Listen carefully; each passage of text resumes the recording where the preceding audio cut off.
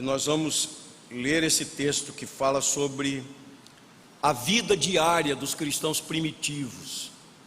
Queria que a gente pudesse visualizar assim, imaginar aquele contexto histórico, social, que estava acontecendo ali, e a gente lê esse texto dessa perspectiva. Vamos ler juntos, queridos, Atos 2, de 42 a 47, vamos ler juntos. E perseveravam na doutrina dos apóstolos e na comunhão, no partir do pão e nas orações. Em cada alma havia temor, e muitos prodígios e sinais eram feitos por intermédio dos apóstolos. Todos os que creram estavam juntos e tinham tudo em comum. Vendiam as suas propriedades e bens, distribuindo o produto entre todos à medida que alguém tinha necessidade. Diariamente perseveravam unânimes no templo, partiam pão de casa em casa, tomavam as suas refeições com alegria e singeleza de coração, louvando a Deus e contando com a simpatia de todo o povo. Enquanto isso, acrescentava-lhes o Senhor dia a dia os que iam sendo salvos. Aleluia, amém. Vamos orar. Naquela lista de motivos de oração que nós temos apresentado aqui, de pessoas enfermas, queria que você acrescentasse nosso querido irmão Emerson Souto, pai de Eliana. Foi hospitalizado nesta semana, esteve na UTI, mas já está no apartamento, lá no Hospital Santa Joana. Então oremos pelo nosso querido irmão. Deus amado, Deus vivo, todo-poderoso, nós bendizemos o teu nome, Senhor. Tu és bom e fazes o bem. Tu és o Deus que opera maravilhas. Só tu és Deus. E nós estamos aqui por causa do Senhor. Cantamos aqui louvores que nos enlevam e cantamos para o Senhor mesmo, para dizer o quanto nós amamos o Senhor e nós servimos ao Senhor. E tudo isso porque o Senhor nos amou primeiro, porque o Senhor nos atraiu com benignidade. Então recebe a nossa adoração. Rogamos o teu favor sobre os nossos queridos que estão precisando de um toque especial da tua boa mão. Continua abençoando Evelyn, Senhor. Ela está nas tuas mãos. Nós rogamos o teu favor sobre ela. Jaqueline, sua mãe, concede graça. Obrigado pelo testemunho que tem dado. O Senhor é fiel, o Senhor é bom, o Senhor está presente ali. Como disse o salmista, se ando em meio à tribulação, tu me refazes a vida. Obrigado por Luciana, que tem estado tão bem. Obrigado por Domitila também, que a cada dia tem progredido a sua melhora. Nós te bendizemos, rogamos o teu favor sobre aquela família. Nós rogamos, Senhor Deus, sobre a família de seu Amaro, Dona Dalila. Nós pedimos a tua bênção especial sobre o nosso irmão Glauco, Senhor. Dona Noemi Campos. A tua bênção sobre a professora Juraci. E colocamos agora o nosso querido irmão, seu Emerson Souto. Afofa a sua cama, Senhor. Ele é teu servo, dá a tua bênção a ele, cumprindo nele o teu querer. E a nós outros que aqui estamos, ministra ao nosso coração. A tua palavra é viva, é eficaz. Ó Senhor, que nós não sejamos empecilhos nessa hora, mas que sejamos apenas um canal nas tuas mãos. Fala ao nosso coração, aquece o nosso coração. A tua palavra diz que tu estás no trono, mas estás também com aquele abatido de espírito, aquele que treme da tua palavra. Então dá-nos a graça agora de termos um coração ávido por aprender, um coração sedento, Senhor, da água viva, e ministra tu mesmo ao nosso coração. É a nossa oração sincera no nome de Jesus. Amém, amém. Se você puder permanecer com a Bíblia aberta nesse texto, será muito interessante. O escritor Justo Gonçalves, fazendo um comentário sobre o livro de Atos, ele diz que Lucas usa dessa prática de colocar em alguns momentos do livro resumos, depois de um determinado momento. Por exemplo, aqui no texto que lemos, nós temos um resumo.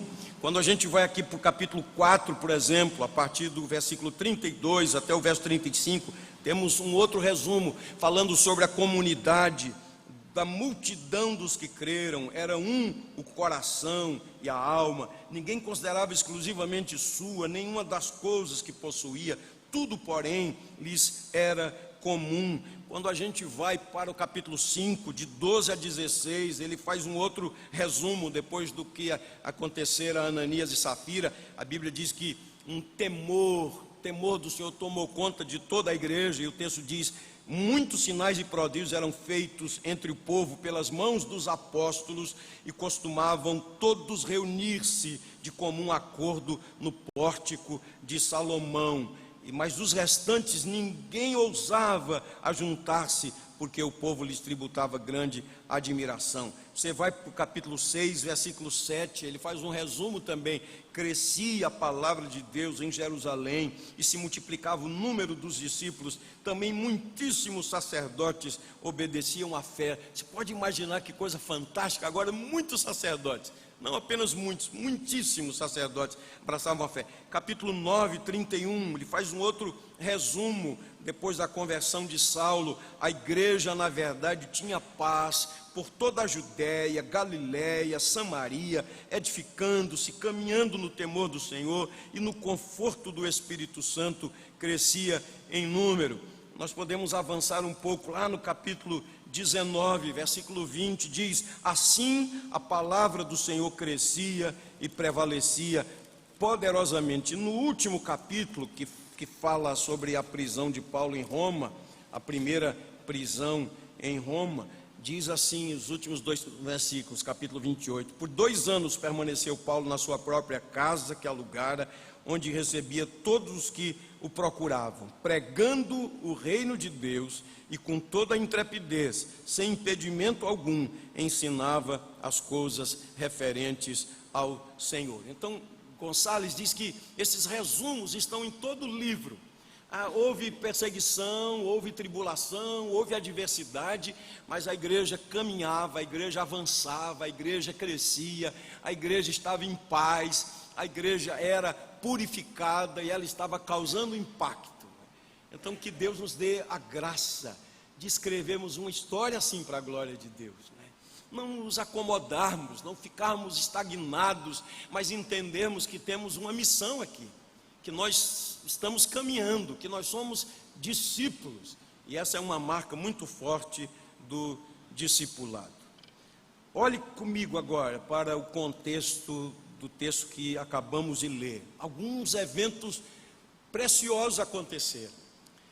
Estavam eles reunidos, diz o texto, no mesmo lugar, esperando o cumprimento da promessa que tinham ouvido do Senhor Jesus, e perseveravam ali, esperando o cumprimento da promessa. E no tempo de Deus, no dia de Pentecostes, o Espírito Santo foi derramado sobre a igreja. O Espírito Santo passou a habitar na igreja, uma evidência da glorificação do Senhor Jesus. O Espírito Santo veio habitar na igreja. O dom de línguas, sobre o qual falamos na semana passada, aquele milagre extraordinário. Havia pessoas de todas as partes do mundo. No entanto, quando Pedro se levantou com os outros apóstolos para pregar Jesus, falando do Jesus verdadeiramente homem, verdadeiramente Deus, da sua morte, que morreu como Senhor, da sua ressurreição, da sua glorificação, ele pregou aquela mensagem com tanto poder, com tanta autoridade, com tanta intrepidez, que ele não fez qualquer apelo, mas ele foi interrompido, porque as pessoas compungidas, quebrantadas agora, impactadas, porque o Espírito Santo é aquele que convence do pecado, da justiça e do juízo, não tiveram outra atitude senão perguntarem: que faremos, irmãos? Como é possível agora reparar o nosso erro? E a palavra foi: arrependei-vos e cada um seja batizado em nome de Jesus, para que sejam cancelados os vossos pecados, e diz a palavra de Deus que houve naquele dia um acréscimo de cerca de 3.000 pessoas. Então é nesse contexto aqui, queridos irmãos, que nós estamos estudando. Lucas agora fala sobre a conduta dos cristãos. Eu queria que você pudesse imaginar as mudanças que aconteceram. Uma comunidade de 120 pessoas, todos se conheciam pelo nome. Agora essa comunidade passou a ter 3.120 pessoas, dizendo aqui literalmente, 3.120 pessoas. Você imagine agora o que aconteceu, como organizar o departamento infantil. Uma coisa é uma igreja de 120, outra coisa é uma de 3.120, E como filmar os cultos, tiveram que trabalhar, a mídia foi reformulada, uma reengenharia, para a mídia. E escola dominical, imagine só, a demanda aumentou, e o texto nos fala exatamente sobre a conduta dos cristãos. Quem assistiu ao programa Verdade e Vida na manhã de ontem, uma mensagem do pastor Hernandes, ele estava destacando alguns pontos que eu reputo como relevantes para tratarmos aqui nessa parte introdutória. Está falando sobre alguns perigos. Perigo da superficialidade. Quantas pessoas há que estão na igreja, mas sem profundidade, vivendo na superficialidade? O perigo do pragmatismo, segundo o que ele destacou.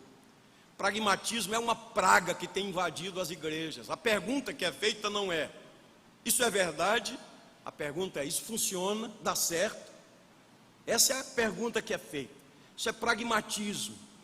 As pessoas não estão muito preocupadas com o conteúdo, estão preocupadas com o efeito. E como dizia o sábio pastor Francisco Leonardo, há uma diferença entre bênção e resultado. A gente pode conseguir muitos resultados se você aplicar os princípios da propaganda, do marketing, se você aplicar princípios da psicologia, você pode muito bem conseguir mobilizar, angariar, reunir pessoas, Isso é possível acontecer. A grande pergunta é bênção ou é resultado? E o pragmatismo sempre está mirando o resultado. Olha, funciona, deu certo. Ele destacou uma outra coisa perigosa também: a falta de compromisso. Estamos estudando sobre discipulado. Um discípulo é alguém comprometido, é alguém responsável, é alguém engajado. Um discípulo não é alguém que apenas se torna ouvinte, que não quer se envolver absolutamente com nada. Não tem sentido isso, porque na verdade o Senhor distribuiu dons. Ele derramou dons sobre a igreja, capacitações especiais do Espírito Santo de Deus. Então, todos os que formamos a igreja, os que somos igreja, todos nós temos dons. Eu ouso dizer com convicção, pelo menos um dom cada um de nós tem. E a grande questão é identificar esse dom e consagrar-se ao Senhor para ser usado. Mas há uma falta de compromisso muito evidente, falta de conhecimento das Escrituras, falta de conhecimento das doutrinas básicas, as doutrinas da graça, falta de esperança, uma superficialidade muito grande também nos relacionamentos. E ele falou sobre dois outros perigos: vulnerabilidade, que é até uma consequência, se há superficialidade, pragmatismo, falta de compromisso, obviamente que vulnerabilidade será uma consequência natural. E outro uso de máscaras, de um faz de conta, a máscara do domingo, a máscara do adorador, a máscara do bonzinho, do servidor. Esta igreja, queridos, que não era uma igreja perfeita, como vamos ver na sequência do estudo, ela tinha uma conduta que mereceu da parte do Espírito de Deus o destaque. O editor colocou aqui em negrito: como viviam os convertidos. E o texto nos fala sobre isso, e é sobre essa vida diária dos cristãos primitivos que nós vamos meditar nesta manhã. Esses versículos descrevem exatamente a conduta desses cristãos, e o termo enfatizado aqui é perseverança. Então, olhe comigo para o texto bíblico. Em primeiro lugar, vamos meditar sobre a maneira como viviam os primeiros cristãos, os cristãos primitivos. Versículos 42 e 43. Diz que eles perseveravam em 4 áreas. O termo perseveravam, que aparece aqui, indica o entusiasmo daquela nova comunidade. Na verdade, era uma comunidade entusiasmada, mobilizada, comprometida. E são 4 áreas vitais para a vida da igreja. Era uma comunidade dedicada a tudo aquilo que fazia. E, queridos, esta é uma marca evidente, clara, distintiva de um discípulo de Jesus.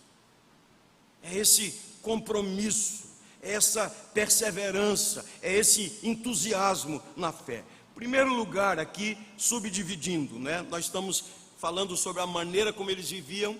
Eles perseveravam em 4 áreas. E a primeira área, como está dito aqui, é o entusiasmo no estudo da palavra de Deus. Esse entusiasmo. Nós vivemos um tempo de muita facilidade. Todo mundo hoje tem acesso às Escrituras Sagradas. A Bíblia, livro, existe de várias formas, né? Até fico muito preocupado às vezes quando começam a dar os títulos à Bíblia, né? A Bíblia, não tenho nenhuma dificuldade em relação à Bíblia da mulher, Bíblia do homem, porque são estudos específicos que aparecem lá. Mas tem a Bíblia da prosperidade, a Bíblia não sei do que. Essas coisas são meio perigosas, né? É como alguém disse, os mais antigos aqui se lembram da chamada caixinha de promessa. O pessoal novo não sabe nem o que é isso, caixinha de promessa, o que é isso? Não é do meu tempo também não, né? Mas o pastor Sérgio tem uma ainda hoje, né? Que ele guarda. Caixinha de promessa é interessante, né? Alguém disse assim: todo mundo sabe o que está escrito em João 3,16, não é verdade? João 3,16 está lá na caixinha de promessa. Deus amou o mundo de tal maneira. Agora, o que está escrito em 1 de João 3,16? Não vou perguntar a vocês não, sei que vocês sabem, né? Mas muita gente não sabe. Porque parece a mesma coisa, né? O mesmo escritor, a mesma referência, só muda o livro. João 3,16 diz que Deus amou o mundo de tal maneira que deu a sua vida. Mas 1 de João 3,16 diz que assim como o Senhor deu a sua vida, nós devemos dar a vida pelos nossos irmãos. Mas a gente não decora esse versículo, não é verdade? É mais fácil decorar João 3,16, né? Então hoje as pessoas têm acesso à palavra de Deus, né? Os meios eletrônicos, você pode baixar lá o arquivo, qualquer versão da Bíblia, se quer atualizada, corrigida, NVI, Rei Tiago, qualquer língua, você tem acesso às Escrituras Sagradas. Mas é impressionante, queridos, como nós conhecemos muito pouco as Escrituras Sagradas. Tem gente que está na igreja há muitos anos e nunca leu a Bíblia toda. Isso não é meio preocupante, né? Nunca leu a Bíblia toda. Sofonias, vamos abrir Sofonias, né? Estou aqui perto de Colossenses. Sofonias, né? Existe isso, Sofonias, né? É verdade. Achei, Sofonias tem aqui, meus irmãos. Mas a gente tem a maior dificuldade, né, para achar um livro da Bíblia, conhecer as Escrituras Sagradas. O que o texto está dizendo aqui é que aqueles irmãos perseveravam, eles tinham entusiasmo no estudo da palavra de Deus. A gente pode tirar uma conclusão aqui: os primeiros cristãos estavam dispostos a aprender a palavra de Deus e os apóstolos estavam dispostos a ensinar a palavra de Deus.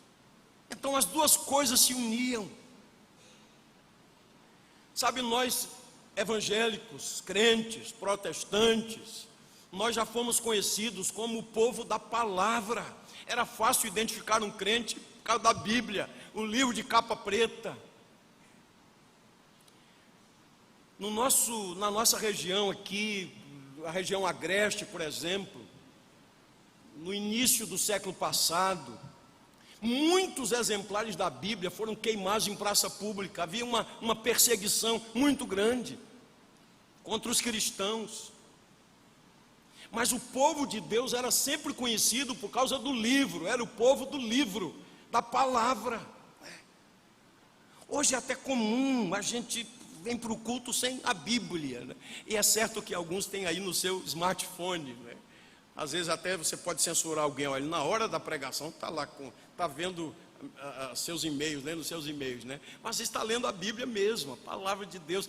Quero dizer com isso, quantas facilidades nós temos, mas conhecemos muito pouco as Escrituras Sagradas, os personagens da Bíblia, a história da Bíblia, os livros, as divisões, as doutrinas essenciais da Bíblia. Um dia desses alguém me abordou aqui na classe escola dominical e disse: pastor, nós precisamos voltar a estudar breve catecismo, símbolos da fé, a confissão de fé. Claro que esses livros não são a palavra de Deus, mas eles foram fundamentados nas Escrituras. Homens estudiosos, piedosos, escreveram, são os nossos símbolos de fé. Claro, nós precisamos conhecer as doutrinas básicas. Quando você faz um estudo cuidadoso da nossa confissão de fé, por exemplo, uma confissão de fé comentada, há vários textos da Bíblia, e eles nos remetem à palavra de Deus. Então precisamos conhecer a Bíblia. O salmista diz assim: lâmpada para os meus pés é a tua palavra e luz para os meus caminhos. Ele disse: guardo no meu coração a tua palavra para não pecar contra ti. E numa sociedade como a nossa, de tantas tentações, tantas pressões, especialmente contra a juventude, há uma palavra de Deus para os moços: de que maneira poderá o jovem guardar puro o seu caminho? Observando segundo a tua palavra. Que a nossa mente seja renovada pela palavra de Deus. Bem-aventurados aqueles que leem, aqueles que ouvem, aqueles que guardam as palavras desta profecia, como está escrito no livro do Apocalipse. O salmista escreveu o Salmo 119 também, verso 97: quanto amo a tua lei, é a minha meditação todo dia. Vejam bem. Mais adiante no verso 136 ele diz: torrentes de águas correm dos meus olhos, porque os homens não guardam a tua palavra. Ele se entristecia diante do desprezo para com a palavra de Deus. E quando nós olhamos para a história bíblica, para a história da igreja, queridos, sempre que houve avivamento, sempre que houve reforma, a igreja voltou para as Escrituras Sagradas. Quando o rei Josias promoveu uma reforma, como é que essa reforma começou? Alguém disse: achamos o livro da lei do Senhor que estava perdido no templo. Quando o livro foi lido diante do rei, ele simplesmente tremeu, rasgou suas vestes, muito se humilhou, e a palavra de Deus mostrou o quanto ele e o quanto o povo estavam distantes, longe do Senhor. E as reformas aconteceram a partir da palavra de Deus. O que foi a reforma religiosa do século XVI, senão uma volta para as Escrituras Sagradas? Quando a reforma eclodiu com Martinho Lutero, ela já vinha antes, né? Desde aquele que é chamado a estrela da alva da reforma. 100 anos antes de Martinho Lutero, João Ras e outros pré-reformadores, gente a quem Deus usou, gente que fez esse trabalho, que deu a sua vida por causa da palavra de Deus. E Martinho Lutero não queria criar uma outra igreja, formar uma outra igreja. Na verdade, ele queria uma reforma da igreja. Tanto é verdade que quando ele escreveu as 95 teses, ele as escreveu em latim. Ele não queria um movimento popular, porque o povo não lia o latim. Ele queria uma discussão, um debate com a liderança da igreja. Ele queria chamar essa liderança de volta à palavra. Seu coração ardia pela palavra, porque ele conheceu a verdade através da palavra. Ele que tinha pavor à justiça de Deus, que se considerava tão pecador e Deus tão santo, um dia o Espírito de Deus iluminou os olhos do seu coração, e ele percebeu que a justiça de Deus foi uma justiça graciosa em Cristo Jesus, porque Jesus levou sobre si os nossos pecados. Foi a palavra, queridos, e esses cristãos primitivos manifestaram entusiasmo no estudo da palavra de Deus. Estavam dispostos a aprender, e os apóstolos estavam dispostos a ensinar. E a gente pode perceber aqui que é um cumprimento de Mateus 28, 18 a 20. Ide por todo mundo, pregai o evangelho, ensinando, batizando, ensinando todas as coisas que vos ordenei, disse o Senhor. E agora os apóstolos estavam fazendo isso. Tudo aquilo que eles tinham aprendido com o Senhor, eles estavam compartilhando. Então, perseverar na doutrina dos apóstolos, no nosso contexto, significa manifestar entusiasmo, interesse no estudo da palavra de Deus. Eles perseveravam na prática de aprender com os apóstolos. Segundo lugar, o prazer na convivência. Esses poucos dias de convivência com o pastor Nélio, digo isso para a glória de Deus, temos aprendido muito com ele, e esse seu jeito amoroso de tratar as pessoas, esse seu olhar amoroso para com a igreja, esse seu cuidado com a comunhão, o acolhimento às pessoas, uma convivência fraterna. Eu creio que esse anseio está no coração de muitos, quem sabe de todos que aqui estão. Queremos uma igreja mais fraterna, mais achegada, uma igreja mais próxima, uma igreja mais responsável, mais cuidadosa. E vejam, queridos, que eles perseveravam também, se dedicavam à comunhão. Vamos ser honestos, os cristãos de hoje tendem a ser individualistas, não é verdade? Alguma coisa precisa mudar na nossa dinâmica, porque a grande maioria se encontra só aos domingos, não é mesmo? E vejam que o nosso horário é sempre apertado. Nós temos o culto, mas com o olho ali no relógio, porque nós temos a escola dominical. Então, terminado o culto, a gente já recebe uma convocação: vão para as suas classes. Às vezes está conversando com alguém, quer dar um abraço. Claro que é um momento especial, especialmente o professor da classe aqui gosta de tirar todo mundo logo, né, para começar a sua aula, né? Mas aí a gente vai embora, aí vem para o culto das 4h30, e quem vem para o culto das 4h30 já tem que sair logo para os das 18h30, entrem também. Então vejam, se o grande grupo, a grande maioria se encontra aqui só aos domingos, né? Então nós precisamos ter outras ferramentas. Então temos a escola dominical, mas nem sempre é possível, né? Mas temos os pequenos grupos, que favorecem, que são grupos menores. E esse é um ministério que precisa ser fortalecido cada vez mais, porque quanto mais a igreja se reunir em pequenos grupos, ela conseguirá reunir o grande grupo, e fica muito mais fácil as necessidades serem satisfeitas, né? Uma vez eu ouvi o testemunho de um pastor de uma igreja cujos grupos eram homogêneos, né? A gente hoje se reúne ou por afinidade ou por região. É mais fácil alguém que está na região central, na zona norte, na zona sul, nós nos organizamos assim. Mas algumas igrejas que já chegaram ao nível de maturidade, eles fazem reuniões mais homogêneas, né? Então, professores, advogados, médicos do lar, seja qual for a sua atividade. Agora, obviamente que isso, eles já alcançaram um nível de maturidade. Um casal estava vivendo um problema, era uma coisa simples, mas era um problema, né? A sogra, o problema não era a sogra, por favor, né? Ninguém se atei comigo, não era o problema da sogra. A sogra iria passar um tempo lá com a família, com o casal, né?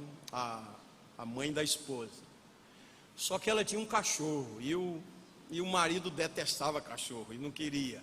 Aí a esposa, com aquele jeito: olha, meu amor, meu bem, então, mamãe vem para cá passar uns dias. Tudo bem, mas ela vem com o cachorro também. Não, com o cachorro não, né? De jeito nenhum. E houve uma discussão, um casal, e o dia da chegada da mãe se aproximava e nada deles reunirem. O marido bateu o pé e disse: com o cachorro ela não entra, né? Disse, mas minha mãe, você sabe como é mãe, né? Cada um participava de um grupo diferente. E lá eles tiveram um momento de compartilhar. No grupo do marido, ele disse: olha, eu tenho uma necessidade, estou com um problema, quero compartilhar, quero que vocês orem por mim, quero ouvir vocês. O grupo ouviu, orou por ele e deu um conselho: mas por que você não cede? Você vai fazer tão bem a sua esposa, você estará honrando a sua esposa, e tanto mais que é por alguns dias apenas, né? E falaram assim com tanto amor, com tanta propriedade e autoridade, que o marido dispôs o coração, voltou para casa e dizia assim: eu vou aceitar minha sogra e o cachorro também. Essa disposição. No grupo da esposa, ela estava compartilhando também a mesma necessidade. Olha, estou chateado, uma crise, é minha mãe. Você conhece minha mãe, né? Sabe, né? E as pessoas aconselharam, disse: olha, mas não tem uma alternativa, assim, para evitar esse conflito, né? Não tem outra casa, alguém que aceitasse o cachorro por uns dias apenas, né? E eu sei que, resumindo, ela voltou disposta a conversar com o marido, dizer: olha, eu vou tentar convencer a mamãe a levar o cachorro para tal lugar, né? Na verdade, os dois estavam agora com a disposição para ceder. Isso foi resolvido ali, no pequeno grupo. E depois acabaram aceitando o cachorro, né? E a sogra também. O marido disse, quase que brigam de novo, né? Não, o cachorro vem, a esposa: não, o cachorro não vem mais, né? Não, mas eles será. O que eu quero dizer com isso? Imagine se ele fosse membro de uma igreja e viesse para o culto da manhã. Eu quero uma palavra hoje específica sobre essa questão do cachorro, não, né? Aí ele vai para a escola dominical, o assunto é sobre criação, né? Mas foi lá num pequeno grupo, numa reunião menor, quando ele teve a oportunidade para compartilhar, que aquela questão foi resolvida.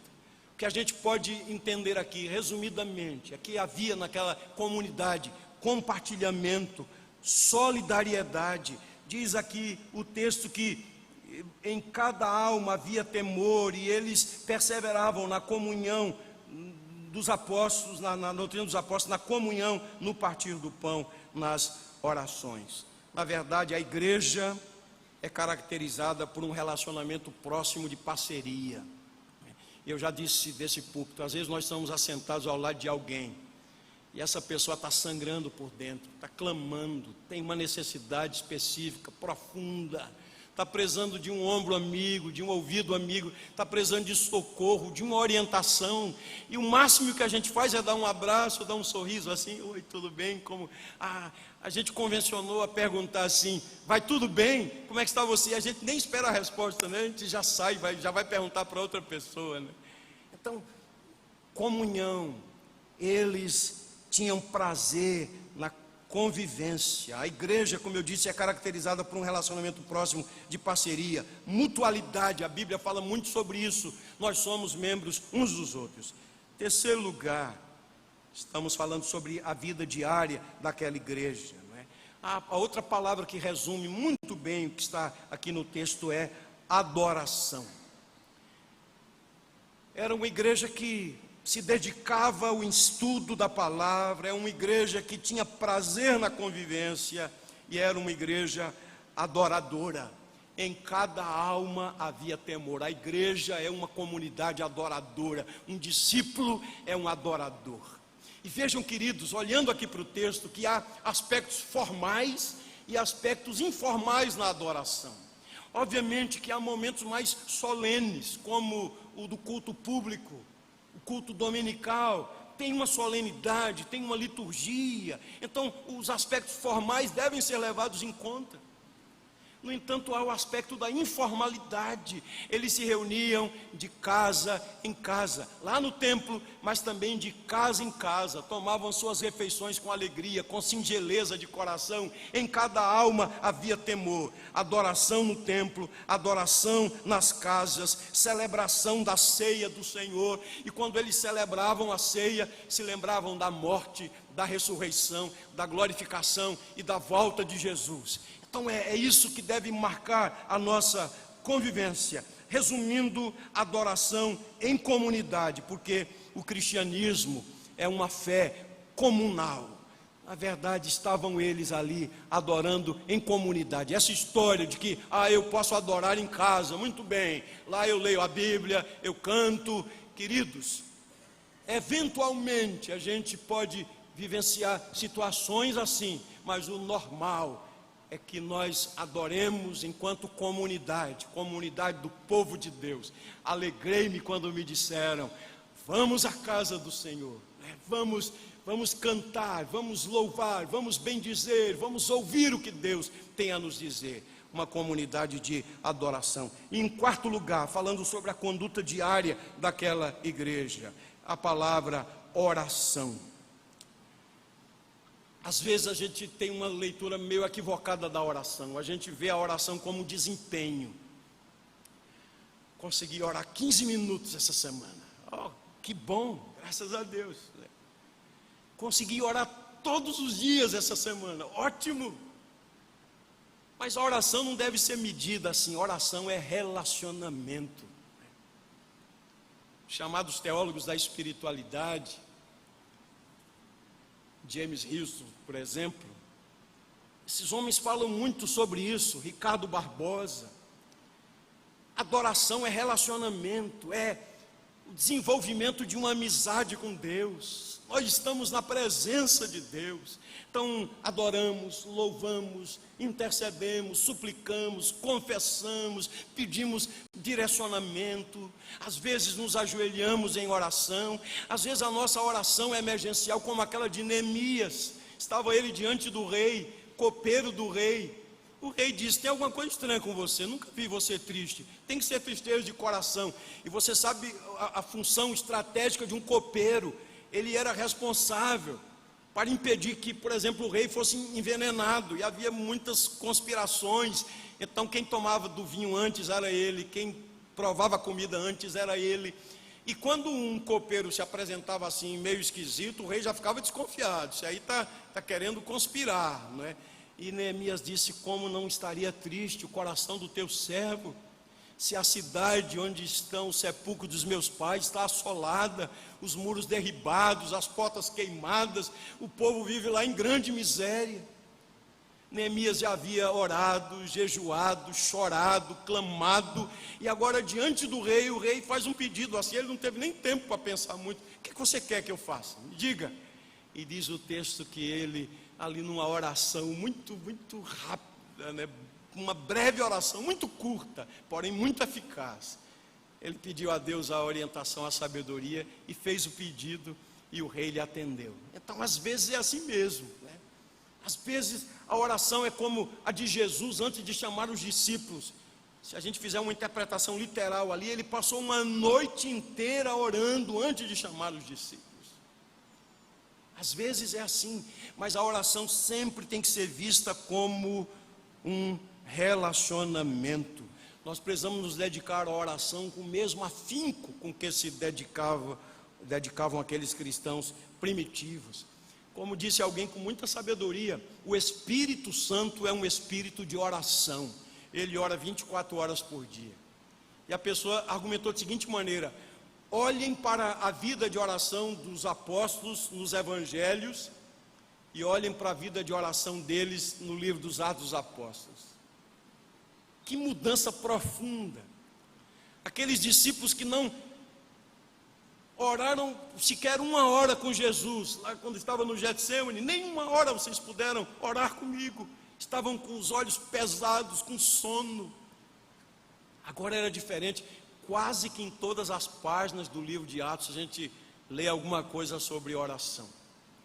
E quando Paulo escreveu aos Efésios, esse texto que é tão precioso, falando sobre o combate cristão, inclusive há um livro escrito por Martin Lloyd-Jones comentando, na verdade uma série de sermões nesse texto, o combate cristão, a partir do versículo 10, quando ele fala sobre a armadura de Deus, Efésios 6:10, ele fala: quanto ao mais sede fortalecidos no Senhor, na força do seu poder, Revesti-vos de toda a armadura de Deus, para poderes ficar firmes contra as ciladas do diabo, porque a nossa luta não é contra sangue, a carne, sim contra os principados, potestades, contra os dominadores desse mundo tenebroso, contra as forças espirituais do mal nas regiões celestes. Ele diz, então, tomai toda a armadura de Deus, e começa a descrever, cingindo-vos com a verdade, vestindo-vos da couraça da justiça, calçai os pés com a preparação do evangelho da paz, embraçando sempre o escudo da fé, tomai também o capacete da salvação e a espada do Espírito, que é a palavra de Deus. Agora, o que é que diz versos 18 e 19? Com toda oração e súplica, orando em todo o tempo no Espírito Santo, e para isto vigiando com toda perseverança e súplica por todos os santos, e também por mim, para que me seja dada no abrir da minha boca a palavra, para com intrepidez fazer conhecido o mistério do Evangelho. Então, com toda oração, toda súplica, em todo o tempo, por todos os santos, oração. Como viviam aqueles cristãos primitivos? O texto nos fala sobre a vida diária dos cristãos primitivos. Estavam empenhados no estudo da palavra de Deus, amavam a vida comunitária, era uma comunidade adoradora, e uma comunidade que se relacionava com o Senhor através da oração. Agora, segundo e último lugar, nós vamos perceber quanto eles se amavam com dedicação. Amavam-se com dedicação. Versículos de 44 a 47. Às vezes a gente tende a pensar da igreja como um grupo monástico, uma comunidade isolada do mundo, mas esses cristãos primitivos não formaram assim um grupo monástico, uma comunidade isolada do mundo. Queria fazer algumas breves observações olhando aqui versos 44 a 47. Primeiro, havia propriedades particulares. Vejam, é muito importante compreender isso aqui. Me acompanhe aqui. Havia propriedades particulares. Não se tratava de uma comunidade de bens. Não era uma comunidade de bens, mas uma comunidade de cristãos dedicados uns aos outros, tão dedicados que estavam dispostos a compartilhar. Então, entendam isso. Havia membros da igreja que tinham propriedades. Não era uma comunidade de bens, mas uma comunidade de cristãos dedicados, que estavam dispostos a abrir mão de um determinado bem, se porventura faltasse alguém. Segundo lugar, segunda observação, é que enquanto alguns tinham propriedades, outros tinham necessidades. E nós precisamos agora considerar a circunstância de sua conversão. Por exemplo, voltando ao versículo 5 do capítulo 2, o texto diz: ora, estavam habitando em Jerusalém judeus, homens piedosos, vindo de onde? De todas as nações debaixo do céu. Então vamos compreender o que aconteceu ali. É muito provável que alguns tivessem feito a peregrinação a Jerusalém para participarem da Páscoa e disseram assim: nós vamos esticar nossa permanência até o Pentecostes, que era como eu falei aqui semana passada, que era uma festa muito importante. Pessoas afluíam de todas as partes, era a festa da colheita, a festa das primícias. Então, você pode imaginar, como o texto mesmo deixa claro no capítulo 2, que havia muita gente, havia um alvoroço na cidade, pessoas de todos os lugares. E você pode imaginar, nós temos lá nos Salmos, os chamados Salmos de degraus, Salmos de subida, que eram entoados quando o povo ia para Jerusalém. Estavam subindo, por isso chamado de cânticos de degraus. E eles cantavam, por exemplo, o Salmo 121, o Senhor guardará a tua saída, a tua entrada, desde agora e para sempre. Alegrei-me quando me disseram, vamos à casa do Senhor. Eles cantavam, quando o Senhor restaurou a sorte de Sião, ficamos como quem sonha. Então entre as nações se dizia, grandes coisas tem feito o Senhor por eles. Eles cantavam porque estavam deixando lá suas casas. Se o Senhor não edificar a casa, em vão trabalham os que edificam. Se o Senhor não guardar a cidade, em vão vigia a sentinela. Então vamos em frente. Eles iam cantando, iam celebrando. E certamente muitos viajavam do mesmo lugar, organizavam caravanas. E havia, com certeza, uma certa intimidade entre eles. E quem viaja assim em grupo, e geralmente há pessoas que são generosas, né? Por exemplo, gostam de levar uma coisa a mais e compartilham. Tem gente que cozinha muito bem. Aí, olha, eu trouxe aqui para vocês, né? Uma viagem comunitária, sempre acontece isso. Então, sem dúvida nenhuma que já havia sido desenvolvido um certo laço entre eles, né? Mas, queridos, agora o que aconteceu?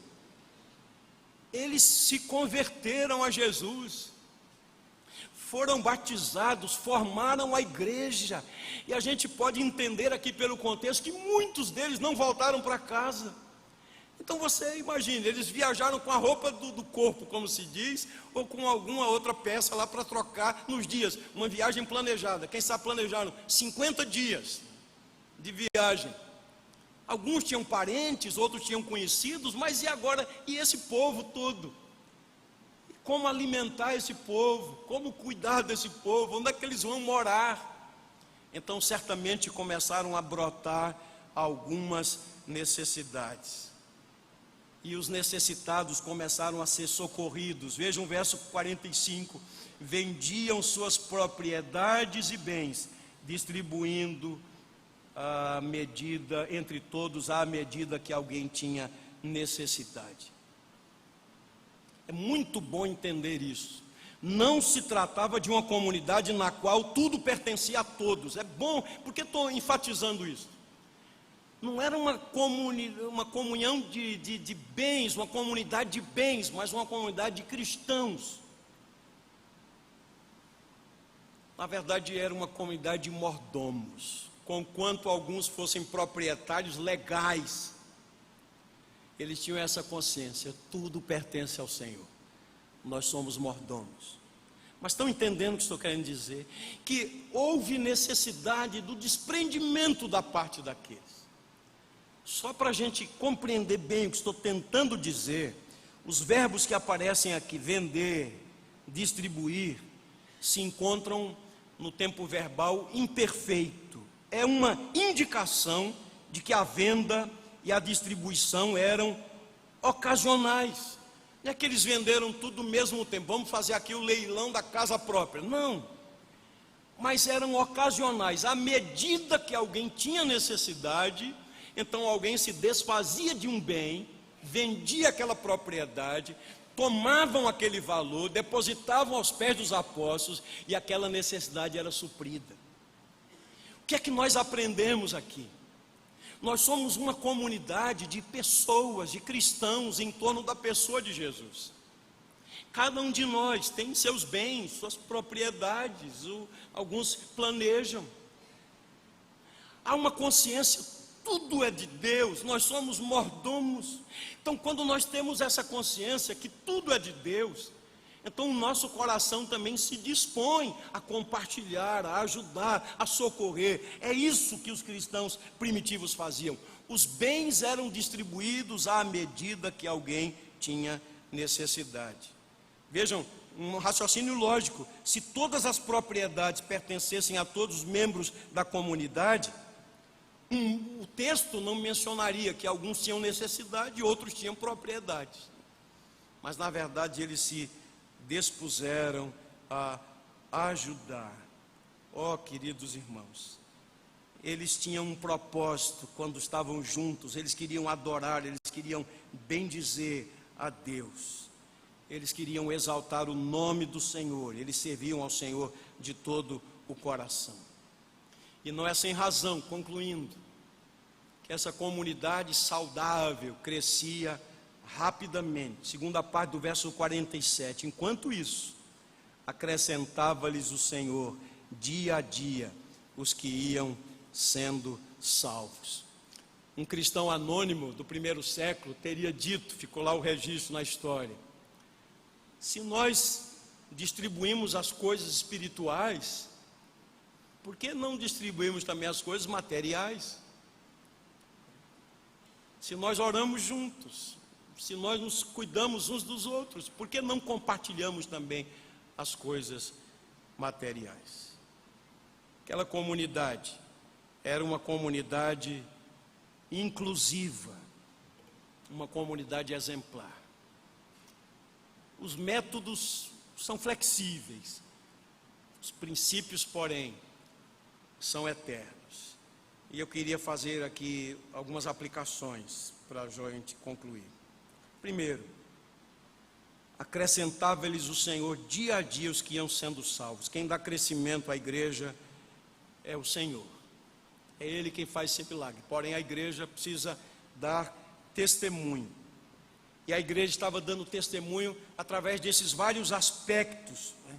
O entusiasmo no estudo da palavra de Deus, o prazer na convivência espiritual dos irmãos, eles se alegravam no ajuntamento, a adoração, o louvor, os cânticos, o ensino, a celebração da ceia, a lembrança da morte e da ressurreição, da volta gloriosa do Senhor Jesus, as reuniões de oração, a vida de alegria e de amor mútuo. Tudo isso Deus usou para o louvor da sua glória, e o nome do Senhor foi exaltado e foi glorificado. Que o Senhor nos abençoe, queridos. O que vamos fazer com aquilo que nós ouvimos agora? Como vamos aplicar a nossa vida? Dizer: Senhor, dá-nos a graça de sermos uma comunidade assim, de discípulos, uma comunidade de gente que ama a Tua palavra, uma comunidade de pessoas que amam pessoas, uma comunidade de adoradores, de gente devotada à oração, de gente sensível às necessidades, gente mordomo, gente que ama o Senhor. Vamos curvar a cabeça, vamos ter um tempo de oração silenciosa. Nós vamos pedir que Deus nos conceda da sua graça. Pedir o pastor Nélio para orar. Antes de entoarmos o cântico final, o pastor Nélio vai orar ao Senhor. Vamos orar, o Senhor está aqui.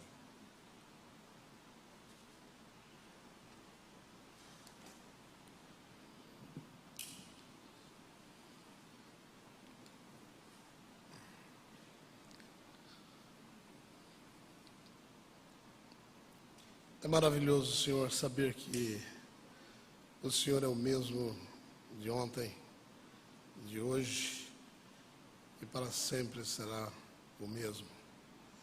O Senhor é o alfa, é o ômega, o princípio e o fim.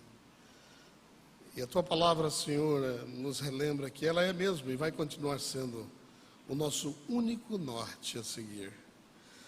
Os princípios que ouvimos, Senhor, nesta manhã, princípios antigos, princípios verdadeiros, princípios fiéis, princípios que são uma potência, uma dinamite para fazer uma transformação radical em conceitos, Senhor, que a mídia,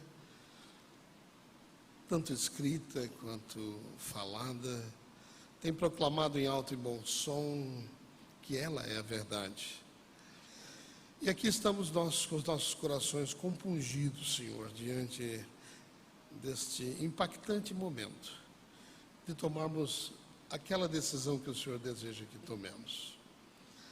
Vimos a igreja do passado, Senhor, composta de pessoas exatamente semelhantes a nós, mas que tiveram a habilidade, pela Tua graça, de entender que o Senhor é um Deus que tem preparado o melhor para os seus filhos. Senhor, a minha oração pelo meu coração e pelo coração do Teu povo que o Senhor tanto ama, é que tomemos, Senhor, este exemplo de igreja imperfeita, muito parecido com a nossa igreja. Mas aqui está o registro de princípios, Senhor, que foram vivenciados, não apenas proclamados. E, ó Deus, nós queremos que o Senhor tenha muita misericórdia da nossa vida. E as decisões que vamos tomar a partir de agora possam refletir, Senhor, tudo aquilo que ouvimos. E continue-nos, Senhor, a falar, a mexer conosco, a incomodar-nos, trazer-nos a este santo desapontamento conosco mesmos, esse santo incômodo de vivermos uma vida sem graça, sem ver atos, sinais, prodígios, em pequenos atos, quando obedientemente fazemos aquilo que o Senhor deseja que façamos. Mesmo quando tudo ao nosso redor, quando todas as circunstâncias mentem contra o Senhor. Ó Senhor, continue a fazer isso na vida da nossa igreja. E nós lhe daremos, Senhor, toda a honra, toda a glória e todo o louvor. Em nome de Jesus, Senhor nosso, Senhor da igreja. Amém.